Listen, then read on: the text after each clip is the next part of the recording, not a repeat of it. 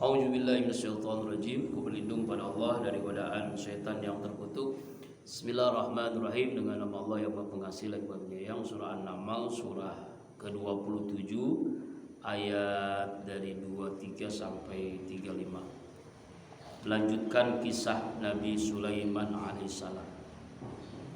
Ini sesungguhnya aku wajadtu mra'atan, aku menemui seorang perempuan. Nah, perempuan ini maksudnya seorang ratu, namanya Ratu Balqis. Tamlikuhum, yang memerintahkan mereka, yang dia itu artinya seorang ratu gitu ya.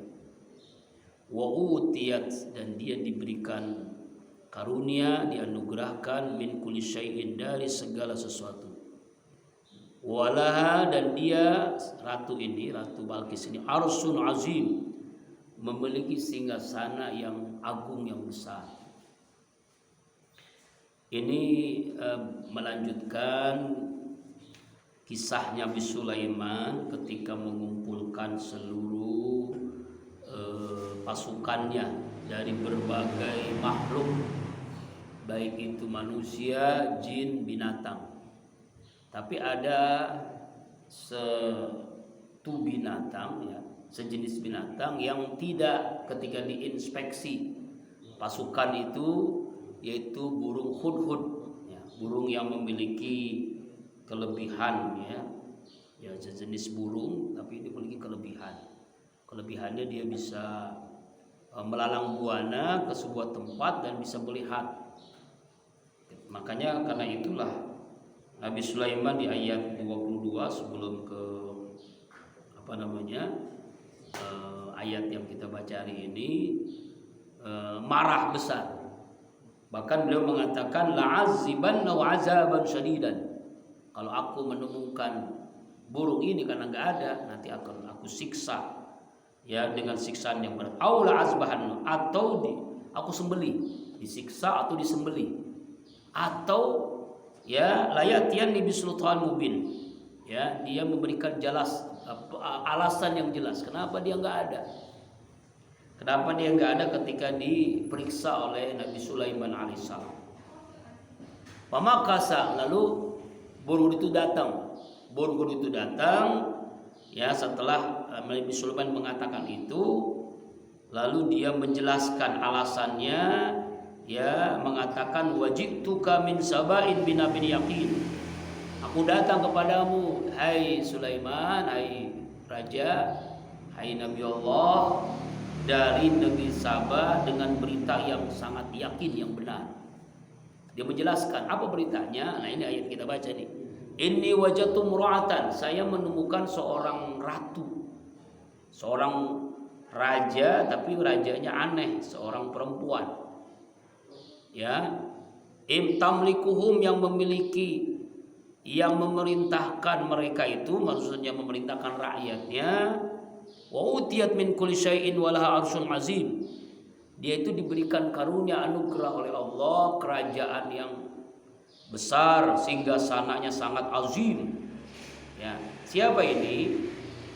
Dijelaskan dalam tafsir Ibnu Katsir, ya, yaitu nama ratunya Balqis binti Saharin, yang menguasai negeri Sabah. Ya, Ratu Balqis ini ya seorang ratu yang luar biasa. Ya, dia juga memiliki kerajaan yang banyak pasukannya, ditakuti oleh seluruh kerajaan-kerajaan waktu itu. Ya, maka dijelaskan dalam tafsir ini, dia ini memiliki dewan senat ya, penasehat 312 orang. Ya, masing-masing senat ini memiliki 10.000 pasukan. Ya. Nah, ini dalam sebuah penjelasan. Ya, jadi dia ini memiliki kerajaan yang sangat-sangat besar, kuat, ditakuti.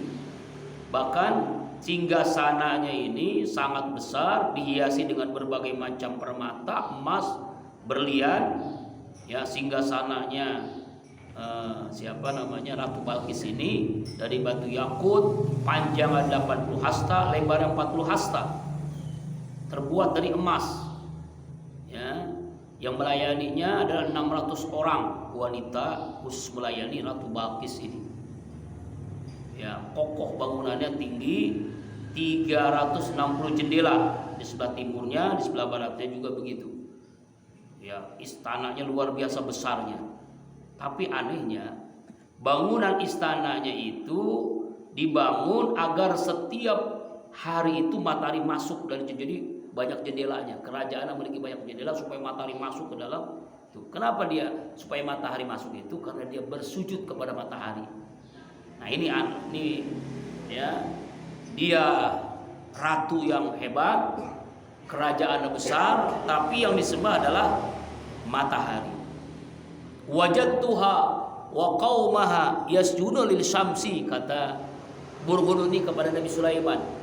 Saya mendapati dia, ratu ini, wa qaumuha, dan kaumnya, rakyatnya, yasjuduna lil syamsi, mereka sujud menyembah matahari. Ya, min dunillah, selain Allah. Jadi dia bukan menyembah Allah tapi menyembah matahari. Ya, sekarang masih ada nih, yaitu di Jepang. Namanya Shinto, makanya benderanya tuh bendera bentuknya matahari begitu ya, karena dia menyembah matahari. Pernah juga dilakukan oleh Nabi Ibrahim, ya, ketika mencari Tuhan, tapi dia belum menyembah, dia nggak menyembah, dia mencari Tuhan, ya. Siang itu dia mendapati matahari, dia mengatakan, wah ini Tuhan saya ini besar nih, semuanya mendapatkan sinar. Malam matahari hilang. Wah, saya nggak mau Tuhan yang hilang. Dia menemukan bulan nih, wah indah banget nih malam nih. Bulan hilang. Wah, ini bukan Tuhan saya. Terus di pencarian Tuhan itu, akhirnya dia ketemu dengan yang pasti ini ada yang menciptakan dari yang hebat ini, besar ini, itu Allah Subhanahu wa taala. Itu pencarian Tuhan ketika masih mudanya Nabi Ibrahim alaihissalam. Ratu Balkis ini kerajaan besar, tapi dia syirik, dia menyembah matahari. Wa zayyana lahum syaitan, dan setan menghiasi bagi mereka. Nah, setan memang begini nih. Jadi memberikan perhiasan, yaitu supaya dia sujud kepada apa? Kepada matahari itu dengan indah gitu ya, menyaman gitu ya. Memang setan begitu, memang pengennya setan begitu. Semua orang yang menyembah selain Allah itu diberikan apa? Diberikan kenikmatan, ya kenikmatan zuyyina lisyaitan, supaya dia tidak menyembah Allah selama-lamanya. Seluruh agama tuh begitu sebenarnya. Intinya adalah menyembah setan, tapi setan menghiasi. Yang penting dia nggak menyembah Allah, walaupun dia nggak menyembah setan. Yang penting nggak menyembah Allah. Bagaimana caranya? Jadi kalau orang menyembah Yesus misalnya, atau agama Hindu, Buddha, Konghucu, dan seluruh agama selain Islam, itu bisa menikmati dengan agamanya, padahal itu sebagai angan-angan saja. Gitu. Zayyana lahum syaitan a'malahum, amal mereka. Jadi amal-amal mereka, perbuatan Ratu Balkis dan rakyat yang menyembah matahari itu diberikan apa? Diberikan apa? Kenikmatan begitu. Fasadda 'anis sabil. Lalu setan ini menghalangi anis sabil, dari jalan, dari petunjuk, kaum layah tadun, maka mereka tidak mendapatkan hidayah oleh Allah Subhanahu wa taala. Padahal jelas sekali, wa min ayatil lailu wan nahar wasyamsu wal qamari la tasjuduna lisyamsi wala lil qamar wasjudu lillahi allazi khalaqahunna in kuntum iyyahu ta'budun. Sebagian tanda-tanda kekuasaan Allah, ada malam, ada siang, ada matahari dan bulan. Janganlah kalian bersujud kepada matahari, janganlah kalian sujud kepada bulan, tapi sujudlah kepada Allah yang menciptakan matahari dan bulan. Jika kalian hanya kepada Allah lah menyembah Allah lah, jangan sampai menyembah matahari dan bulan. Nah, ini biasanya ayat ini dibaca ketika terjadi gerhana.